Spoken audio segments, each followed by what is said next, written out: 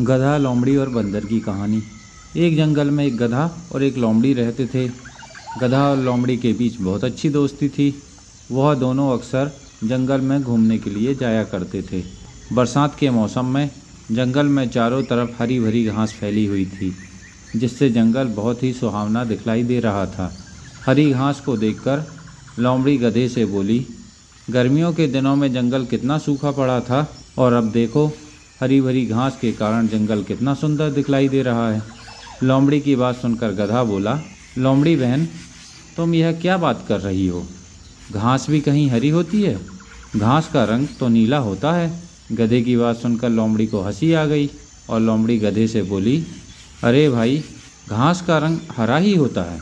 गधा फिर बोला, घास तो मेरा भोजन है, तो क्या मुझे घास का रंग नहीं पता? तुम तो मांसाहारी जीव हो, तुम्हें क्या पता घास का रंग कैसा होता है? गधा और लोमड़ी दोनों अपनी अपनी बातों पर अड़े रहे। धीरे धीरे दोनों में बहस होने लगी और दोनों एक दूसरे की बात मानने के लिए बिल्कुल भी तैयार नहीं थे। दोनों को लग रहा था कि वही सही है और वही दूसरे से ज़्यादा बुद्धिमान है। लोमड़ी तो जन्मजात चालाक होती है। वह गधे से बोली, इस तरह अगर हम दोनों बहस करते रहे तो हमारी आपस में लड़ाई हो जाएगी और इससे हमारी दोस्ती खराब हो जाएगी। इसलिए अब इस बात का निर्णय किसी और पर छोड़ देते हैं कि कौन सही है और कौन गलत। जो सही होगा वही बुद्धिमान माना जाएगा। उसी जंगल में एक बूढ़ा बंदर रहता था।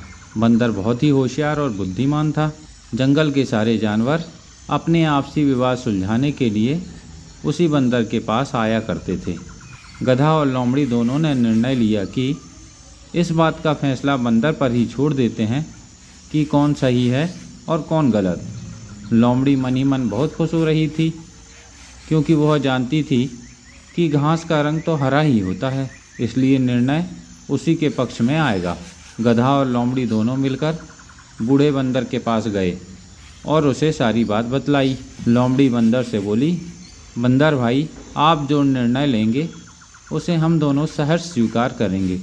गधे और लोमड़ी की बात बंदर ने बड़े ध्यान से सुनी और अपना निर्णय देते हुए बोला, घास का रंग तो नीला होता है, इसलिए इस विवाद में जीत गधे की होगी। बंदर की बात सुनकर गधा तो बहुत खुश हुआ और नाचता गाता वहाँ से चला गया। किंतु बंदर के इस निर्णय से लोमड़ी को बड़ा आश्चर्य हुआ और निराशा भी हुई। गधे के जाते ही लोमड़ी बंदर से बोली, यह तो आप भी जानते हैं कि घास का रंग तो हरा ही होता है, फिर आपने गधे को विजयी घोषित क्यों किया? बूढ़ा बंदर बोला, यह सत्य है कि घास का रंग हरा ही होता है, किंतु तुम तो एक बुद्धिमान प्राणी माने जाते हो और बुद्धिमान होकर एक मूर्ख गधे से वाद विवाद कर रहे हो, इसलिए बुद्धिमानी के तराजू पर तुम फेल हो जाते हो। लोमड़ी को सारी बात समझ में आ गई और वह अपना समूह लेकर वहाँ से चली गई। गधा और लोमड़ी की इस कहानी से हमें शिक्षा मिलती है कि कभी भी मूर्खों से अनावश्यक वाद विवाद नहीं करना चाहिए, अन्यथा हमें ही बेइज्जत होना पड़ता है।